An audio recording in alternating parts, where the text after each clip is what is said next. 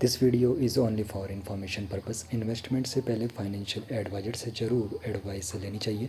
तो भारतीय शेयर बाज़ार में बड़े बड़े आईपीओ आ रहे हैं और उसी के क्रम में एक और आईपीओ एलजी इलेक्ट्रॉनिक्स इंडिया तो अपना मेगा आईपीओ ये लेके आ रहा है और साल के सबसे बड़े आईपीओ में ये शुमार हो जाएगा। तो चलिए विस्तार से समझेंगे आंकड़ों के बारे में भी।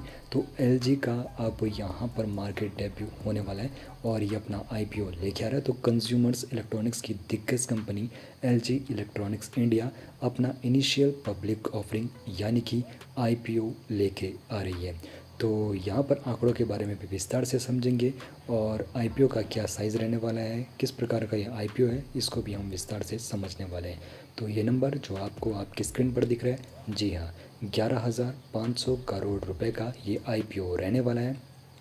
और 11,500 करोड़ का जो आईपीओ है तो ओएफएस के जरिए यानी कि जो निवेशक है वो अपने यहाँ पर शेयर बेचने वाले हैं, जिसकी बदौलत इस आईपीओ में जो अब रिटेलर भी निवेश कर पाएंगे।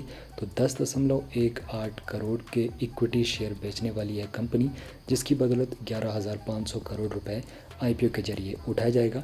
और जो यहाँ पर 10.18 करोड़ इक्विटी शेयर है, ये कंपनी का 15% यहाँ पर शेयर रखता है। तो यहाँ पर अब समझने वाली सबसे बड़ी जो बात है, यहाँ पर आईपीओ के पीछे कौन है और आईपीओ जो लेके आया जा रहा है इसमें जो यहाँ पर 10.18 करोड़ के जो इक्विटी शेयर बेचे जा रहे हैं, तो किस प्रकार बेचे जा रहे हैं। ओएफएस के जरिए यहाँ पर निवेशक कंपनी के शेयर बेचेंगे। तो जो पेरेंट कंपनी है कोरिया की एलजी इलेक्ट्रॉनिक्स, तो ये अपने मौजूदा शेयर को बेच रही है और जो यहाँ पर पैसा उठाया जाएगा यानी कि जो आईपीओ लेके आ जा रहा है, तो यहाँ पर जो पैसा जाएगा सीधे कोरिया की एलजी इलेक्ट्रॉनिक्स जो कंपनी है उसके पास जाएगा, एलजी इलेक्ट्रॉनिक्स इंडिया के पास नहीं जाएगा।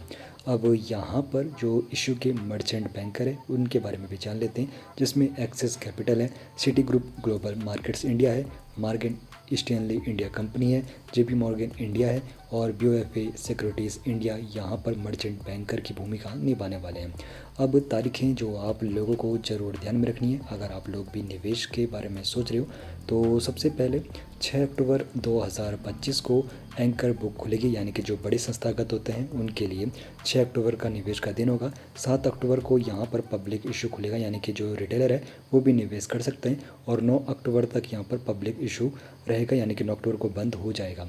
और आईपीओ के आकार के बारे में तो आप लोगों ने समझ लिया है, 11,500 करोड़ का ये आईपीओ आ रहा है। लेकिन आपको बता दूं इस साल का ये दूसरा अभी तक का सबसे बड़ा आईपीओ है, क्योंकि टाटा कैपिटल्स का 15,000 करोड़ का जो आईपीओ है उसके बाद ये दूसरा 11,500 करोड़ का यहाँ पर एलजी इलेक्ट्रॉनिक्स इंडिया अपना आईपीओ लेके आ रही है। तो 2025 के ये बड़े आईपीओ में शुमार हो चुके हैं। तो अब एक सवाल ज़रूर बनता है, तो बड़े आईपीओज़ की यह लहर भारतीय बाज़ार के लिए क्या संकेत देती है? आपकी इस बारे में क्या राय है, हमें ज़रूर बताइए।